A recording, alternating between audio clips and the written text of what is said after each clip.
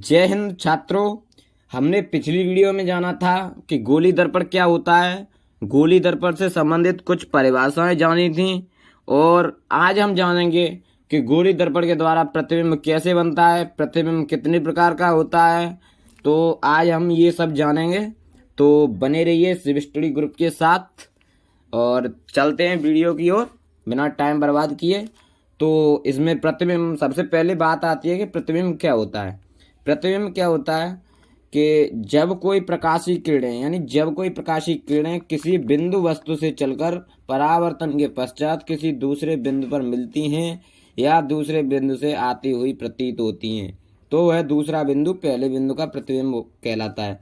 तो बात समझो दोस्तों कि जब कोई प्रकाशीय किरणें कोई प्रकाशीय किरण है वो किसी बिंदु से चली, एक बिंदु से चली, अब ये बिंदु है और यहाँ पर दर्पण रखा है, तो यहाँ से चली, तो यहाँ से परावर्तन के पश्चात किसी दूसरे बिंदु पर मिलती है या दूसरे बिंदु से आती हुई प्रतीत होती है। यहाँ से चली, यहाँ पहुँची, यहाँ से चली, यहाँ पहुँची, यहाँ से हुआ उसका परावर्तन, यहाँ आ गई, तो ये दूसरा बिंदु हो गया। तो यहाँ दूसरे बिंदु पर मिलती हैं या दूसरे बिंदु से आती हुई प्रतीत होती हैं, तो वह पहला बिंदु तो वह दूसरा बिंदु उस पहले बिंदु का प्रतिबिंब कहलाता है। तो समझ में आया दोस्तों। तो आगे बात करते हैं कि प्रतिबिंब कितने प्रकार के होते हैं। अगर एग्जाम में क्वेश्चन आएगा कि प्रतिबिंब क्या होता है और प्रतिबिंब कितने प्रकार के होते हैं, तो आपको लिखना है प्रतिबिंब की परिभाषा ये है, आपको पूरे नंबर मिलेंगे, कोई दिक्कत नहीं है। और प्रतिबिंब कितने प्रकार के होते हैं, प्रतिबिंब दो प्रकार के होते हैं। कौन से होते हैं वो, नंबर 1 वास्तविक प्रतिबिंब और नंबर 2 आभासी प्रतिबिंब। कौन से प्रतिबिंब कितने प्रकार के, 2 प्रकार के, नंबर 1 वास्तविक प्रतिबिंब, नंबर 2 आभासी प्रतिबिंब। तो अब बात करते हैं कि इसमें वास्तविक प्रतिबिंब क्या होता है, क्या बात करते हैं इसमें वास्तविक प्रतिबिंब क्या होता है। तो वास्तविक प्रतिबिंब क्या होता है, जब कोई प्रकाश की किरण किसी बिंदु वस्तु से चलकर परावर्तन के पश्चात किसी दूसरे बिंदु पर वास्तव में मिलती है, तो वह दूसरा बिंदु पहले बिंदु का वास्तविक प्रतिबिंब कहलाता है। तो समझो दोस्तों, मैं समझा रहा हूँ आपको। जब कोई प्रकाश की किरण, जैसे ये कोई प्रकाश की किरण है, वो किसी बिंदु वस्तु से चलकर, ये यहाँ से आ रही है कि ये कोई बिंदु है, यहाँ से चलकर और परावर्तन के पश्चात, और यहाँ पर वो है इसका परावर्तन, इसके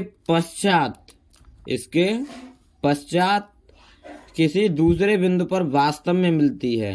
वास्तविक प्रतिबिंब जो होता है उसमें जो किरण होती है वो परावर्तन के पश्चात किसी दूसरे बिंदु में दूसरे बिंदु पर वास्तव में मिलती है, तो वह दूसरा बिंदु, जैसे ये बिंदु है, ये बिंदु इन सारी प्रकाश की किरणों का प्रतिबिंब है।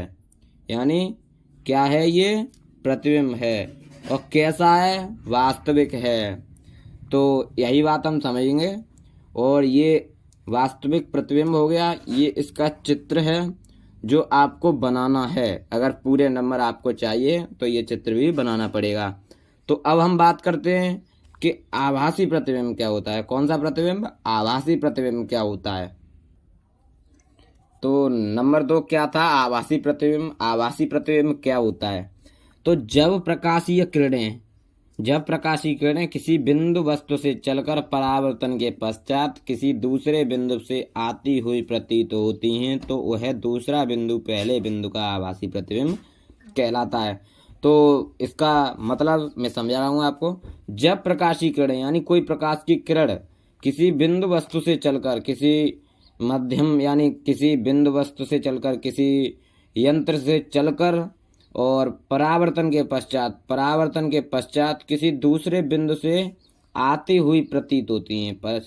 परावर्तन के पश्चात किसी दूसरे बिंदु से आती हुई प्रतीत होती हैं। जैसे ये दर्पण है, ये यहाँ से आ रही हैं, तो ये कौन सा दर्पण है, ये है अवतल दर्पण। कौन सा दर्पण है, ये अवतल दर्पण। अवतल दर्पण जो है, तो यहाँ से ये किरण आई और यहाँ से यह वापस परावर्तित हो गई। लेकिन इसमें जो किरण है वो वास्तव में नहीं काट रही किसी को। जैसे ये आई ऐसे, ये ऐसे लौट गई, ये आई ऐसे लौट गई, ये किसी को काट तो नहीं रही। तो ऐसे हम आभास कर लेते हैं कि ये किरण आई और ये इधर इसको पार करती हुई यहाँ पर डॉट डॉट करके यहाँ पर ये मिल गई है। तो ये वाला बिंदु इन किरणों का और जो है वो आभासी प्रतिबिंब कहलाता है। इन किरणों का ये, जैसे ये किरण आई यहाँ से और यहाँ से यूं परावर्तित हो गई और परावर्तित हो गई, तो ये हमने आभास कर लिया कि ये यहाँ पर मिल रही है। तो आगे बात करते हैं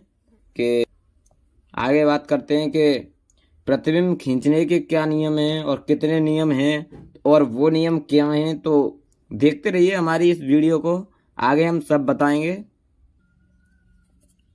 तो प्रतिबिंब खींचने के नियम क्या हैं, कितने हैं, वो बता रहे हैं हम कि नंबर 1 जो प्रतिबिंब खींचने का नियम है वो क्या है। जब कोई प्रकाशीय किरण मुख्य अक्ष के समांतर होती है तो वह परावर्तन के बाद फोकस तल से होकर चली जाती है। यानी जब कोई प्रकाशीय किरण मुख्य अक्ष के समांतर होती है, मुख्य अक्ष हमने पिछली वीडियो में बताया था कि क्या होता है मुख्य अक्ष। अगर मुख्य अक्ष, फोकस तल और वक्रता केंद्र और ध्रुव अगर आपको नहीं पता है तो आपको हमारी पिछली वीडियो पर जाना होगा, जिसका लिंक यानी डिस्क्रिप्शन में है और ऊपर आई बटन में भी दिया है, या आप चैनल को सर्च करके और वहाँ से भी वीडियो को देख सकते हैं। वीडियो बहुत इम्पोर्टेंट है और ये भी बहुत इम्पोर्टेंट है। तो यहाँ से जब तक आपको ये नहीं मालूम होगा कि ये मुख्य अक्ष क्या होता है, फोकस तल क्या होता है और गोली दर्पण क्या होता है, तब तक आप ये प्रतिबिंब नहीं सीख पाओगे। कितना भी कोशिश करें लेकिन आपको समझ में नहीं आएगा ये। तो ये पहला नियम क्या होता है, जब कोई प्रकाशीय किरण मुख्य अक्ष के समांतर होती है, यानी ये प्रकाश की किरण है जो और ये मुख्य अक्ष है, इसके समांतर है। जैसे इनके बीच की दूरी यहाँ पर नापो और यहाँ पर नापो, यानी सेम बैठेगी।